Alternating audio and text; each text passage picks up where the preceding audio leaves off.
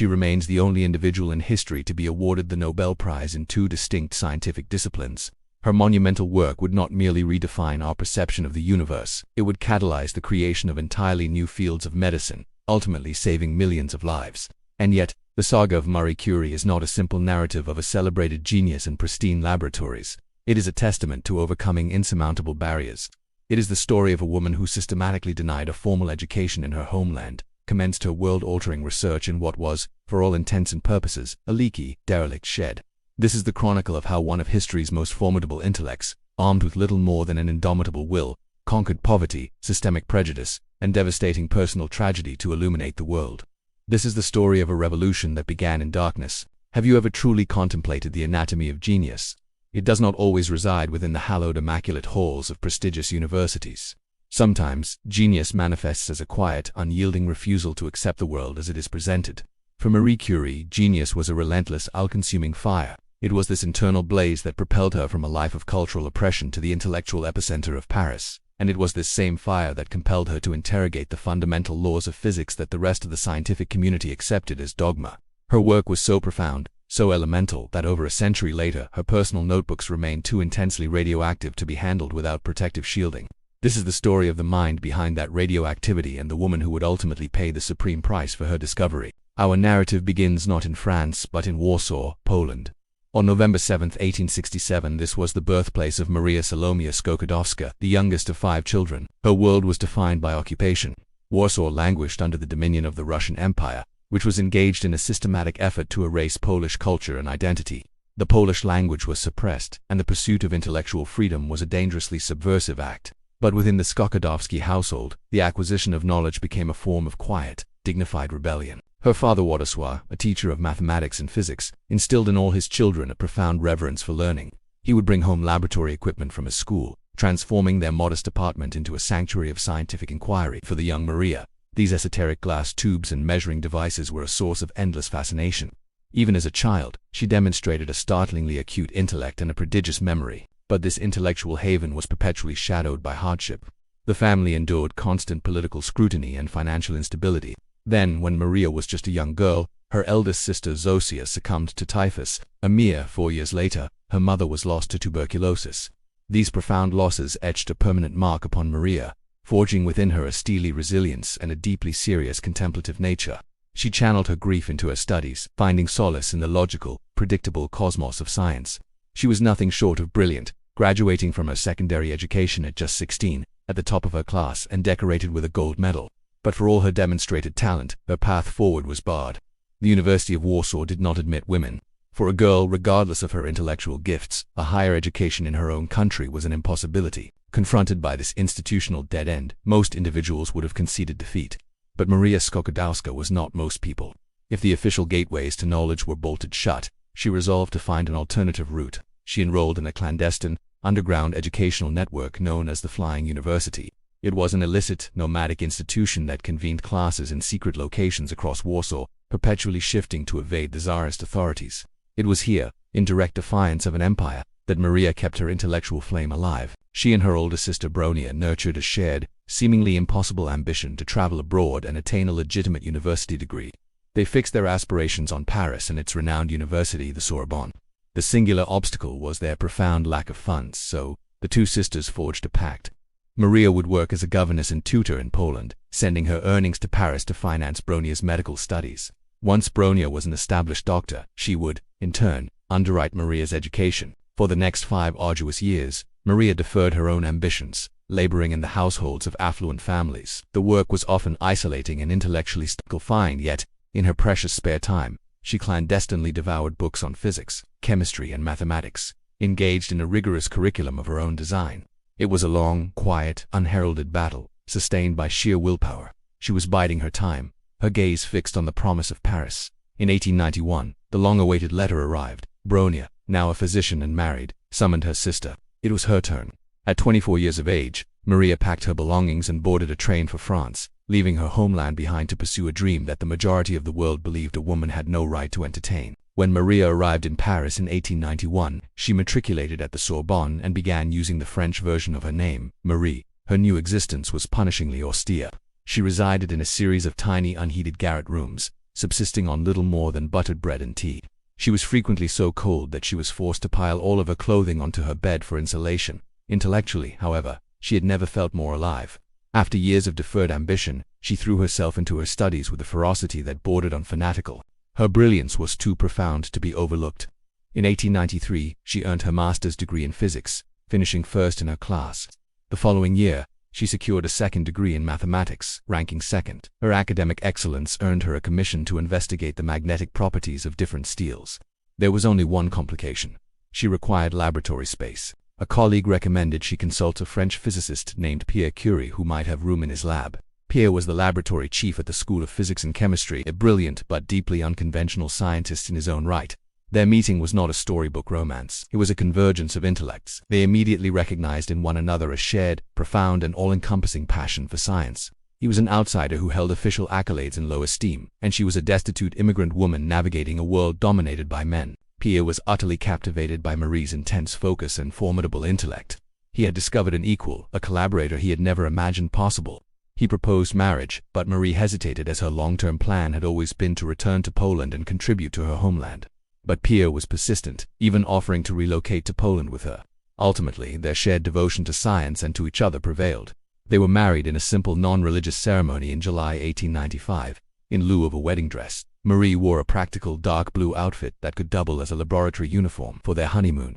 They purchased 2 bicycles and spent the summer cycling through the French countryside. This quiet, unassuming union marked the genesis of one of the most consequential partnerships in the annals of science. In 1896, the scientific world was electrified by a peculiar discovery made by German physicist Wilhelm Röntgen: mysterious X-rays capable of penetrating solid matter. Shortly thereafter, a French physicist, Henri Becquerel, stumbled upon an even stranger phenomenon. He observed that uranium salts, entirely on their own, spontaneously emitted rays analogous to X-rays, without any external energy source. These Becquerel rays constituted a scientific enigma, yet most researchers, their attention captured by X-rays, largely ignored them. Marie Curie, however, was searching for a doctoral thesis topic and found herself completely captivated. From where did this energy originate? What was it? It was a bold and unfashionable choice. While the scientific community pursued the sensational X-rays, Marie chose to investigate the faint, cryptic emissions from uranium. To do this, she employed an ingenious device Pierre and his brother had invented years prior: a highly sensitive electrometer capable of measuring minute electrical charges. Marie meticulously quantified the emissions from various uranium compounds. She swiftly determined that the intensity of the radiation was dependent solely on the quantity of uranium present. This led to a radical suggestion. The radiation was not the product of a chemical interaction between atoms, but was emanating from within the atoms themselves. This was a revolutionary concept. For centuries, the atom was held to be the indivisible, fundamental building block of matter. Marie's hypothesis implied they were all mistaken. Then, her investigation took an astonishing turn. She tested a mineral called pitchblende, the primary ore from which uranium is extracted. Logically, the raw ore should have been less radioactive than the purified uranium, but her electrometer revealed the opposite. The pitchblende was dramatically, inexplicably more radioactive. She rechecked her measurements repeatedly, convinced of an error. There was none. The only logical conclusion was that the pitchblende must contain another substance, a new, undiscovered element, present in trace amounts, that was exponentially more radioactive than uranium. When she presented her findings to Pierre, he was so enthralled that he abandoned his own research to join her quest. He immediately grasped the monumental implications. The Sorbonne, however, was less than accommodating. They granted the Curies the use of an abandoned shed, a former medical school dissecting room with a leaking roof, no heating, and hazardous ventilation. It was within this miserable, drafty structure that they would begin to rewrite the laws of physics. The work that followed was absolutely Herculean. To validate their hypothesis, the Curies needed to chemically isolate this theoretical new element. The challenge was that it existed in microscopic quantities within tons of pitchblende, or the task was akin to searching for a single, specific grain of sand on an entire coastline. They secured a donation of several tons of pitchblende waste from a mining academy in Austria, and their shed was soon crowded with enormous vats. The process was painstakingly manual and physically brutal. Marie spent her days in the courtyard, stirring huge, boiling cauldrons of crushed ore and chemicals with an iron rod nearly as tall as she was. It was a relentless cycle of fractional crystallization, breaking the ore down, step by agonizing step. After each stage of refinement, Marie would carry a sample back into the shed to measure its radioactivity. This invisible energy was their solitary guide, signaling whether they were closing in on their quarry. The work was physically punishing and, though they were unaware of it at the time, lethally dangerous. The shed filled with noxious fumes, and all the while, They were unknowingly subjecting themselves to massive doses of radiation. Marie would later write of the strange, ethereal blue-green luminescence the materials emitted in the dark. They would leave the highly radioactive samples on their workbenches and sometimes return at night just to gaze at the faint, ghostly light, which she described as a source of new and delightful pleasure. Through this heroic obsessive effort, they methodically narrowed their search. They discovered that two distinct chemical fractions were exhibiting intense radioactivity. One behaved chemically like the element bismuth, the other like barium. This implied they had not found one new element, but two. In July of 1898, after only a few months of this exhausting labor, the Curies published their first announcement. They presented a paper on the new, highly radioactive substance they had partially isolated. In a patriotic tribute to her beleaguered homeland, Marie named it polonium. It was in this seminal paper that they introduced a new term to describe the phenomenon itself, radioactivity. But they knew their second discovery was even more extraordinary. It was far more elusive and possessed a radioactivity of an entirely different order of magnitude. A few months later, on December 26, 1898, they announced its existence. This substance was so powerfully radiant, they named it radium. The scientific establishment remained skeptical. Announcing new elements is one thing, providing definitive proof is another. To convince the world, the Curies had to isolate pure radium and determine its atomic weight. This would necessitate processing not just kilograms, but tons of ore. For the next 4 years, this mission became Marie's singular obsession. Finally, in 1902, after processing several tons of pitchblende, Marie succeeded in isolating 1/10 of a gram of pure radium chloride. It was an almost impossibly small quantity, but it was sufficient. She precisely measured its atomic weight, cementing its place on the periodic table. Radium was real. This discovery did more than merely add 2 elements to a chart. It shattered a 2,000-year-old paradigm of the atom as solid, stable, and indivisible. Radium was spontaneously emitting enormous quantities of energy, seemingly from nothing, while transmuting into other elements in the process. This proved that the atom was not fundamental, it had an internal structure, and it could decay. The Curies had, almost incidentally, unlocked the door to the subatomic world and inaugurated the nuclear age. By 1903, the Curies' work had sent seismic shocks through the world of science. The Nobel Prize Committee began to take notice. That year, the French Academy of Sciences nominated Henri Becquerel and Pierre Curie for the Nobel Prize in Physics. Conspicuously, Marie's name was omitted. It was her initial hypothesis, her coining of the term radioactivity, and her back-breaking labor that had driven the discovery. But the overwhelmingly male establishment could not conceive of a woman as the primary intellectual force. She was perceived as merely her husband's assistant. This was an injustice. Pierre Curie refused to tolerate when an influential friend on the committee alerted him to the omission. Pierre wrote back immediately and unequivocally. He declared that any award for the discovery of radioactivity that did not include Marie was a travesty, and that he would refuse to accept it under such terms. His principled stand forced the committee's hand. Marie's name was belatedly added to the nomination. In December 1903, the Nobel Prize in Physics was jointly awarded to Henri Becquerel, Pierre Curie, and Marie Curie. With that, Marie Curie became the first woman in history to win a Nobel Prize. The prize brought them global fame and desperately needed financial resources. They could finally hire a laboratory assistant and focus properly on their research. Pierre was granted a professorship at the Sorbonne, and for the first time, Marie was given an official paid title, chief of the laboratory. It appeared that, after years of relentless struggle, they had finally achieved security and recognition. But their moment of triumph would be tragically brief. On April 19, 1906, on a dark rain-slicked day in Paris, Pierre Curie was crossing a busy street when he slipped and fell directly into the path of a heavy, horse-drawn carriage. He was killed instantly. Marie's world disintegrated. In a single moment, she had lost her husband, her most intimate friend, and her greatest scientific collaborator. The world expected her to quietly fade into obscurity, a grieving widow whose work would be posthumously credited to her husband. But they had profoundly underestimated Marie Curie. She poured her overwhelming despair into her private diary, but also summoned a new, formidable resolve. She vowed to continue, alone, the scientific mission they had begun together. The French government offered her a widow's pension. She refused it. She did not want charity. She wanted a laboratory, in a move that was unprecedented at the time. The Sorbonne offered her Pierre's vacant professorship. On May 13, 1906, Marie Curie became the first woman to ever hold such a position at the illustrious university. Her inaugural lecture was a major public event. The hall was packed with students, academics, and journalists. Many likely expected a sentimental, tearful tribute to her late husband. Instead, Marie walked to the podium, waited for the extended applause to subside, and began her lecture with the precise sentence where Pierre had concluded his last. It was a quiet, unambiguous, and powerful statement. The work would go on, and she would be the one to lead it. In the years following Pierre's death, Marie demonstrated that she was not merely a partner in genius, but a towering scientific force in her own right. She dedicated herself to the arduous task of isolating radium in its pure metallic state, a feat she finally accomplished in 1910, silencing any lingering doubters about her individual contributions. Her work cemented her status as one of the world's preeminent scientists. In 1911, the Nobel Committee recognized her again, this time awarding her the Nobel Prize in Chemistry.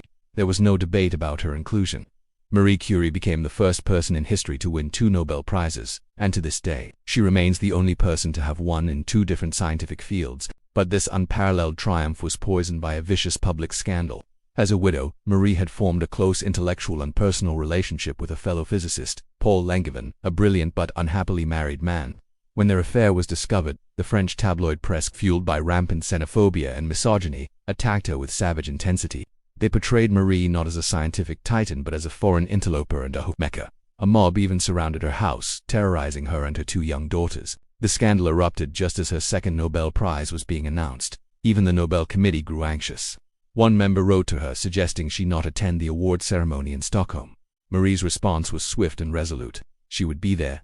She wrote back, stating that the prize has been given to her for her discovery of polonium and radium, and that there is no relation between her scientific work and the facts of her private life. She attended the ceremony and accepted her prize with her head held high. But the public ordeal took a severe toll on her physical and mental health. It was a brutal reminder that even as a double Nobel laureate, she was still judged by a crueler, more intrusive standard simply for being a woman. Yet even this could not break her. She recovered, returned to her laboratory, and turned her focus to her next great project, applying her science to save human lives. In 1914, the First World War engulfed Europe in darkness. Scientific research ground to a halt as scientists were conscripted for the front lines. But Marie knew her discoveries had a vital role to play. On the brutal battlefields, surgeons often operated blindly, unable to locate bullets or shrapnel embedded within a soldier's body, leading to countless unnecessary amputations and deaths. Marie realized that mobile X-ray units could deliver this life-saving diagnostic technology directly to the front. With no initial government support, she took matters into her own hands.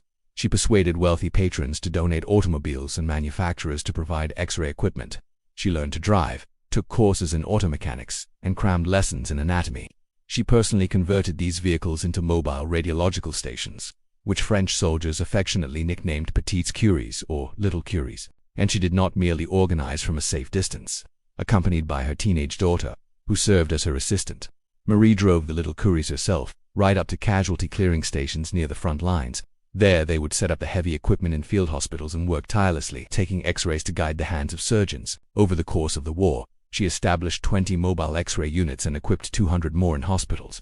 She personally trained 150 women to serve as radiological operators. It is estimated that her Little Curies were used in the treatment of over 1 million wounded soldiers. She even attempted to donate her gold Nobel Prize medals to the French war effort, though the National Bank refused to melt them down. And all the while she were exposed to hazardous levels of radiation with no protective gear.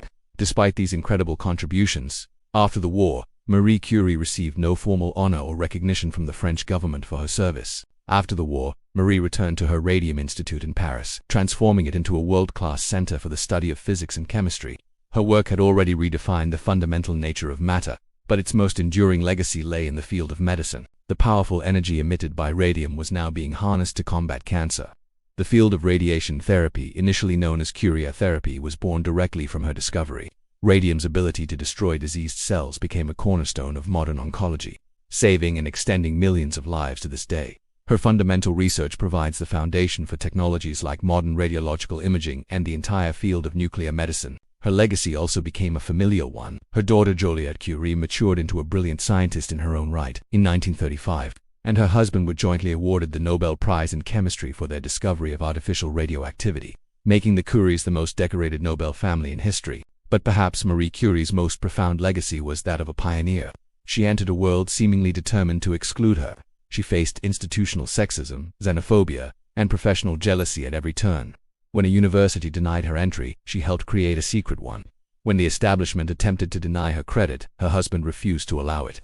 When they tried to shame her into declining a Nobel Prize, she accepted it with unshakable dignity. She proved, through sheer force of will, that genius knows no gender.